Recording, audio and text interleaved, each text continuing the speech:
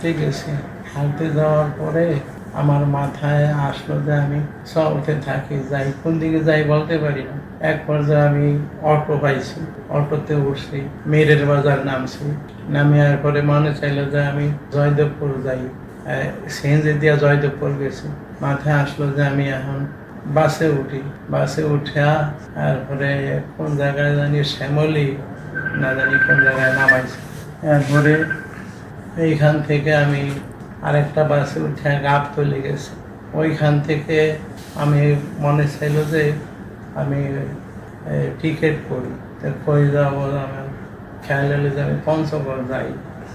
পঞ্চগড় অনেক রাত্রে পঞ্চগড় নামছি।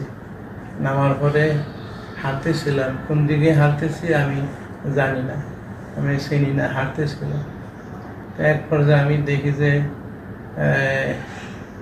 পঞ্চগড় জেলা প্রশাসকের কার্যালয়, তারপরে পুলিশ লাইন্স, এগুলি হাঁটিয়া পার হয়ে গেছে।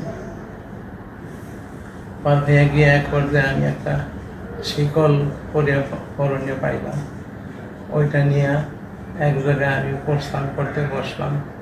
প্রস্থান করতে বসা তারপরে প্রস্থান করলাম, আর লুঙ্গি পায়জামায় প্রস্তাব লাগলো, এরপরে জামায়ও লাগলো।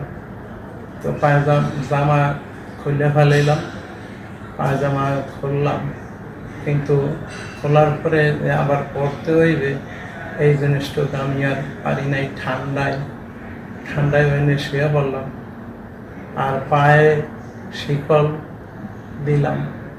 পায়ে শিকল দিয়া এরপরে আমার এই যে কেন করতেছি এইটার কোনো চিন্তা ভাবনা কিছুই আমার নাই, খালি যা মাথায় আসতেছে তা করতেছি। এক পর্যায়ে আমি শুয়ে পড়লাম, ঠান্ডায় খুবই কাতর হয়ে গেলাম। এরপরে কতক্ষণের জন্য আমার ঘুম আসলো। এরপরে সকালে লোকেরা আমারে এই হসপিটালে নিল।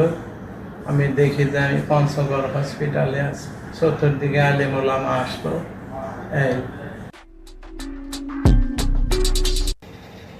এই ভিডিও সম্পর্কে আপনার মতামত অবশ্যই কমেন্টে জানান এবং চ্যানেলটি সাবস্ক্রাইব এবং ফলো করে পাশে থাকবেন। আল্লাহ হাফেজ।